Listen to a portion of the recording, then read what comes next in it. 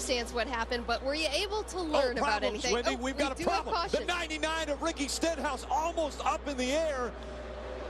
Almost over is the 99 of Ricky Stenhouse Jr. This could be the end of the run for the championship. Boy, the right rear tire is gone on that car. We didn't see exactly what started this. We're hearing that he blew the right rear tire, which is what started this. And what a, you know, we were just talking about him being 35 points behind as they run. Just 2 laps ago, there's Jeff Campy, crew chief. Oh, big. Oh, Casey Kane gets turned around. Greg Biffle involved. Mark Martin is there. No caution has come out. They're going to let him race back as Gurney piles in, and now the caution. 6. You knew that was going to be big when you saw the 9 coming back across the racetrack. Okay, here's what happened final lap. Casey, and Allmendinger put a big block on him, and that's what it was. Oh. He put a and man, once you get that grass, you're done. Yeah. Wow, that was a hit, man. Wow. That was a hit. That was a hard hit. The 16 and the 5 just drove into the side of the 9, had no place to go. The Mark Martin and Biffle took the hard hits right there. And then you see 24 come into it. 26. Yeah. Take another look here. Watch. You see Casey Kane, the Budweiser car. He's going to make a run, and Allmendinger is going to take him all the way to the grass on a block. Yeah, and I think Allmendinger, I think AJ felt like, okay, I'm this far down. He's not going to be there now. I mean, right in front of Mark Martin and Biffle. Who's that? Is that Truex in? Oh, wow. 8 car on his side. Martin Truex Jr.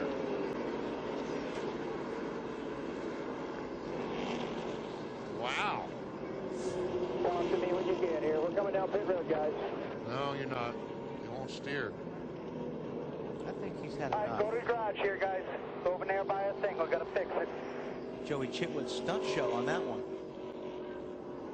Wow. Still trying to get it there, but it's not going to turn.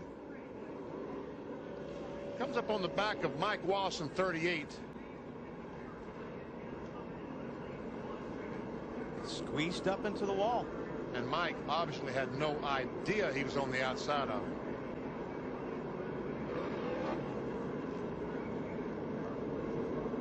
That's a wild ride. Boy, that is unbelievable.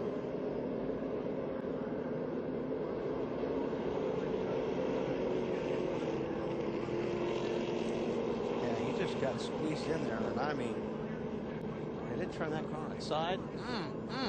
Through the fence, or up along the fence. How did that thing get run all over?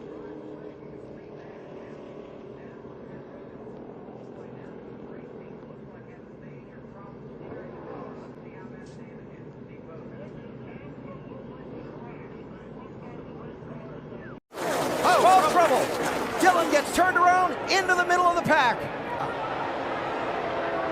Casey Mears is the one that hit him. Caution is out. Race is over.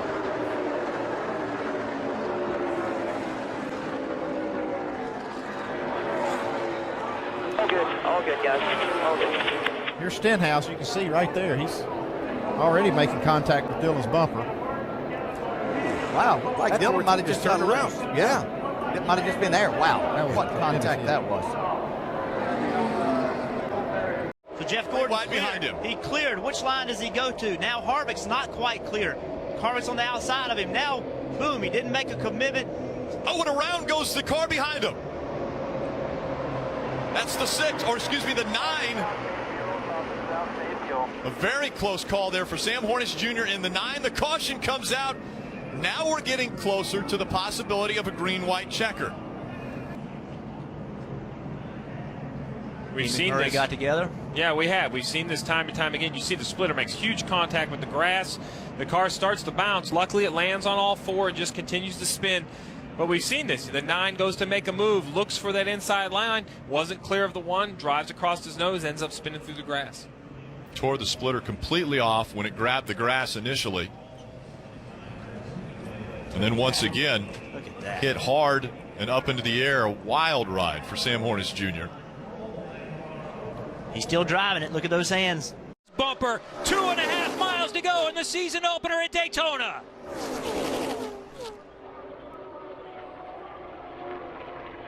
And we're back to a dozen right there in a pack.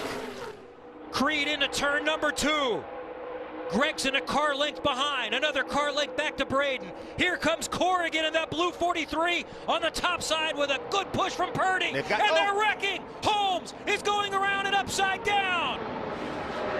St. Smith around. A big one here at Daytona, but keep in mind, this is not the finish of this race. We will see a one-lap shootout to determine this one. So another restart coming. These Toyotas, but will it work? Ooh, Jack Sprague looked like he got real loose down there.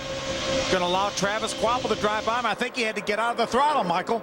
He did, and look at the momentum. Oh, and sideways. Oh, back in the back. That's the 4 of Chase Miller. Chase Miller up on 2 wheels. A hard collision into the wall. Hey guys, we just crashed. Came down and made contact with a 75 of Dennis Setzer. He in turn ran into Brendan Gaughan. That's Brendan Gaughan, South Point Chevrolet right there. There's Cale Gale, Ron Hornaday's teammate in the RVs.com Chevrolet. Cale Gale did not hit anything. He's going to take off. Stretch. Colin Brown able to hold on to that second spot. Now teammates side by side. That's James Buescher on the outside of Rick Crawford. Here's 2 and 3 wide just behind him, coming out of 4.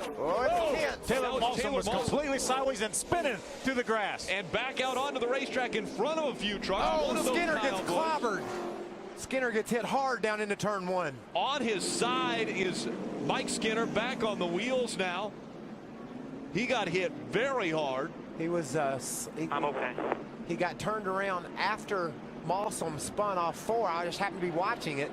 He was sliding backwards, went up in the middle of the racetrack and got clobbered from behind. But we heard him say he's all right. Yeah, that's great news. Yeah. And that was Mike Skinner himself saying, I'm all right. Adam Alexander.